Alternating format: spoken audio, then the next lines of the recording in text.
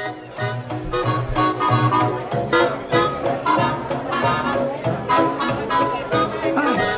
Today we're going to speculate about Parlor Games in Ashes of Creation. Parlor Games? What the heck? Yes, Parlor Games. If you were around during the Kickstarter days, you probably remember that Parlor Games were one of the things promised to us if we reached $1 million. Well, we did. And so, Ashes of Creation will have Parlor Games. Now, when I think of Parlor Games, this is what comes to mind. Games like this: Solitaire, Scrabble, card games, match 3 games, mahjong, and trivia games. Will we see these in Ashes? Maybe. It wouldn't be too hard to change the artwork on a matching game like this to magic potions, or runic stones that explode in a puff of magic smoke when they're eliminated. In a game like mahjong, the characters on the tiles could easily be changed to alchemy symbols, or other Vera-related things. Word search puzzles could also include Ashes of Creation related things. And speaking of Ashes of Creation, how about some Vera lore trivia? That would be harder since you need to know the lore of Vera to do well, so it might have better prizes. I can imagine a Vec version of Sudoku, since they like numbers. Here I am, sucking at pandas. By now you're probably saying, what the heck? It's not those kinds of parlor games. Steven means darts and poker and things played in taverns. Well, let's see what Steven actually said about parlor games and see if we can't figure it out. First off, these games can only be played in a tavern and must be played between 2 or more people. These parlor games will have a variety of types, depending on the racial influences of the node. Some involving dice, others cards, and some less savory. Players will be able to wager in-game currency against other players. These games will involve aspects of both chance and skill. So right away I see a huge problem with this. Let's say I want to buy the Mace of Windu from you. So we go into a blackjack game and I bet 1,000 embers. Then I bust on purpose so you get the money. Then we go out back and you club me on the head so you incur corruption. I attack and kill you, and since the only thing you have equipped is the Mace of Windu, that's what you drop. I pick it up and voila! We just made a transaction. 1,000 embers for the Mace of Windu. That's not supposed to happen. Players aren't supposed to be able to exchange items in this game.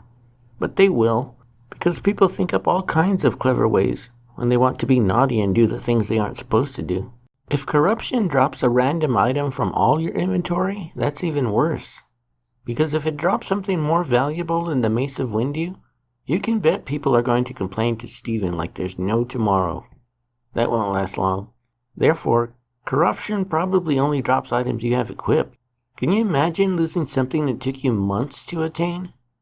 I can hear the complaints now. Good grief. So the part about players wagering against other players is probably not going to happen. That's probably off the table.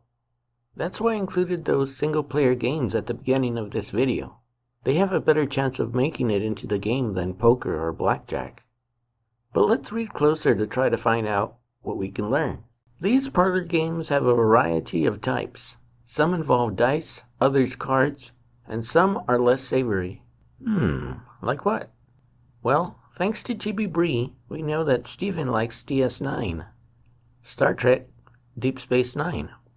And on that show there was a tavern called Quarks, which offered parlor games. I think the taverns on Vera are going to be fashioned after the tavern on DS9, but that's a different story. I could do an entire show on the similarities between DS9 and Vera. Maybe I should. Anyway, Quarks is a central meeting place where people catch up on the latest gossip, meet to go on adventures, and play 2 games, Dabo and Tongo. Dabo is the most famous one, and it looks like this. As you can see, it resembles a roulette table with 3 wheels instead of 1. I don't know how it's played, but I'm sure Quark makes a lot of money from it since he's a greedy Ferengi and stuff. The other game they play is a combination of cards and roulette, and it looks like this. The rules of this game are even harder to figure out, But look in the dish at the top. I think that's the gold pressed latinum they're always talking about. It looks like a thing that's been gold pressed, doesn't it? This game is called Tongo. Anyway, will Jabo and Tongo make it into ashes? If I loved DS9 and had a small army of programmers at my disposal, and I was making a game, I'd say yes. I think there's a good chance Steven will add these into the ashes, in some form or another. What do you think? As for the dice games, I don't know. Maybe something with 8-sided dice, 12-sided dice? Something Dungeons and Dragons inspired, maybe? That would be my guess, because Stephen likes that too. Will we see games like darts or dwarf tossing? Maybe. At this time, it's still anyone's guess. We just don't know yet. Well, that's my short speculation video for today. I've been a little busy this weekend. There should be a new video later this week.